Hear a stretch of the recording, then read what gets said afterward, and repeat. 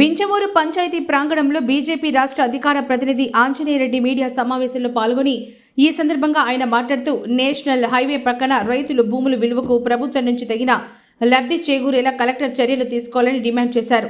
అలాగే రాష్ట్రం అభివృద్ధి చెందడానికి కేంద్ర ప్రభుత్వం నుంచి నిధులు మంజూరు అవుతున్నాయని, రాష్ట్రంలో రోడ్లు, నేషనల్ హైవేలు మంజూరుకి కేంద్ర ప్రభుత్వం అన్ని విధాలుగా సహకరిస్తుందని, కూటమి ప్రభుత్వంలో రాష్ట్రం అగ్రగామిగా నిలవడం జరుగుతుందన్నారు. ఈ కార్యక్రమంలో జిల్లా ఉపాధ్యక్షులు పులిచెల్ల నారాయణ రెడ్డి, మండల అధ్యక్షులు డేగా మధు, పట్టణ ప్రధాన కార్యదర్శి మెంటా రమేష్, శ్రీనివాసులు, రాఘవయ్య తదితరులు పాల్గొన్నారు.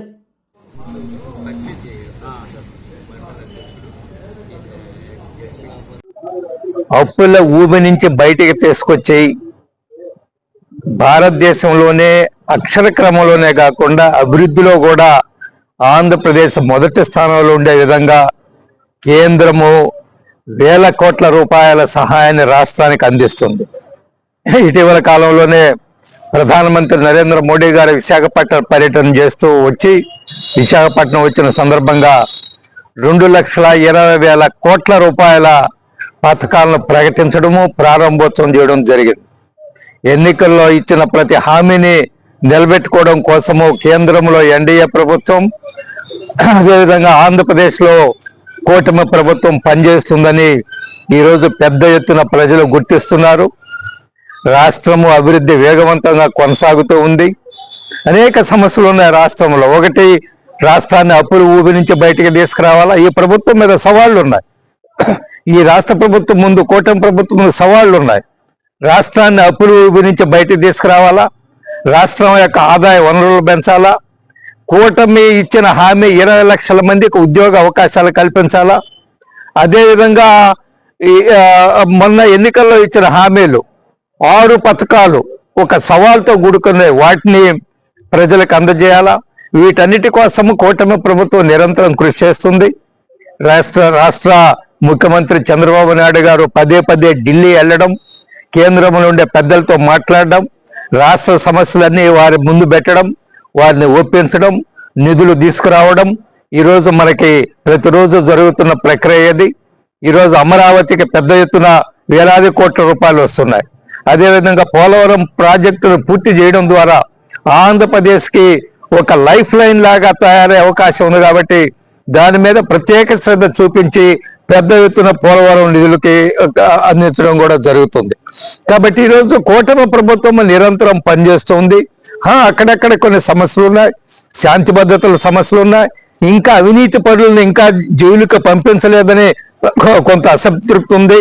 ఎందుకు వీళ్ళు ఇంకా బయట తిరుగుతున్నారు, తప్పుడు పనులు చేసిన వాళ్ళు, వేల కోట్లు సంపాదించిన వాళ్ళు, ప్రజల మీద దుర్మార్గాలు, దౌర్జన్యాలు చేసిన వాళ్ళు ఇంకా స్వేచ్ఛగా ఎలా తిరుగుతున్నారని కొంత అనుమానాలు ఉండొచ్చు. కానీ తప్పు చేసిన వాడు ఎవరిని ఈ కూటమి ప్రభుత్వం వదిలిపెట్టదు. మొన్నటి రోజున మనం చూసాం, ఒక ఆయన పెద్దిరెడ్డి రామచంద్రారెడ్డి మొత్తము యొక్క ఈ ఫారెస్ట్ అడవుల పొలాలన్నిటిని కూడా ఆక్రమించే పెద్ద ఎత్తున అక్కడ నిర్మాణాలు చేయడము, ఇవి కూడా దీని మీద కూడా ప్రభుత్వం దృష్టి సారించింది. దానికి ప్రత్యేకంగా ఒక 3 మెంబర్ కమిటీని కూడా వేసి వెంటనే సాధ్యమైన తొందరగా నివేదిక ఇవ్వండి, దోషులను శిక్షించండి అని కూడా ఈ రాష్ట్ర ప్రభుత్వం చాలా తీవ్రంగా ఉంది. కాబట్టి ఈ పంచాయతీకి కూడా పెద్ద ఎత్తు నిధులు కేంద్రం నుంచి వచ్చి ఉంటాయి. ఈ పంచాయతీ అభివృద్ధి విషయంలో కూడా ప్రతి పంచాయతీ అభివృద్ధి చెందాలా, స్థానిక ప్రభుత్వాలు ఏవైతే ఉన్నాయో బలోపేతం కావాలని కేంద్ర ప్రభుత్వం నరేంద్ర మోడీ గారి నాయకత్వంలో పనులు జరుగుతున్నాయి. నాకు ముందు మాట్లాడిన పెద్దలు చెప్పినట్టుగా ఈ NHకి సంబంధించి రావాల్సిన నష్టపరిహారము, అనుకున్న నష్టపరిహారం ఏదైతే ఉందో చట్టం ప్రకారం రావాల్సి ఉంది. అందులో దాని విషయంలో మా నారాయణ రెడ్డి గారి నాయకత్వంలో అవసరం వస్తే NH అధికారులు కూడా కలిసి ఈ సమస్యను వివరిస్తాం. ఈ మండలంలో కూడా మా పార్టీ బలోపేతం అవుతుంది, శక్తివంతం అవుతుంది. డేగా మధు యాదవ్ నాయకత్వంలో, అదేవిధంగా చాలా సీనియర్ నాయకులు, జడ్పీటీసీ, అపారమైన రాజకీయ అనుభవం ఉండే వ్యక్తి నారాయణ రెడ్డి గారు మా పార్టీలో ఉపాధ్యక్షులుగా ఉన్నారు, వారి నాయకత్వంలో. అదేవిధంగా ఇక్కడున్న మన కొమ్మి శ్రీనివాస్ కానివ్వండి, మెంటా రమేష్ కానివ్వండి, వీళ్ళందరూ కూడా నిరంతరం పార్టీ కోసం పనిచేస్తున్న వ్యక్తులు. ఈ స్థాయిలో ఈ మండలంలో ఏ సమస్యలు ఉన్నా వారు అందుబాటులో ఉంటారు. వారి దృష్టిలో కూడా కొన్ని సమస్యలు పరిష్కారం కానప్పుడు నారాయణ రెడ్డి గారు, నేను కలిసి అవసరం వస్తే కలెక్టర్ని ఎస్పీని కలిసి కొన్ని సమస్యలు కూడా వారి దృష్టికి తీసుకొస్తున్నాం.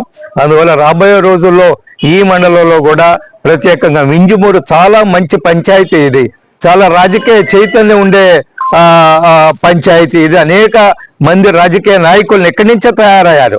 మాకు రాజకీయ విభేదాలు ఉన్నప్పటికీ కూడా అనేక మందితోటి, కానీ ప్రజల కోసం పనిచేసే రాజకీయ నాయకులు అనేక రాజకీయ పార్టీలు ఇక్కడి నుంచి ఎదిగిన వాళ్ళు ఉన్నారు. వాళ్ళందరి సహకారంతో మా పార్టీ ఈ పంచాయతీ అభివృద్ధికి, ఈ మండలం అభివృద్ధికి పనిచేస్తామని హామీ ఇస్తున్నాము. రాబోయే రోజుల్లో కేంద్ర ప్రభుత్వం నుంచి, రాష్ట్ర ప్రభుత్వం నుంచి ఎటువంటి సహకారం ఈ మండలానికి అందవలసి ఉంటే ఆ విషయంలో మేము పెద్ద ఎత్తున ప్రయత్నం చేస్తామని ఈ సందర్భంగా హామీ ఇస్తున్నాం.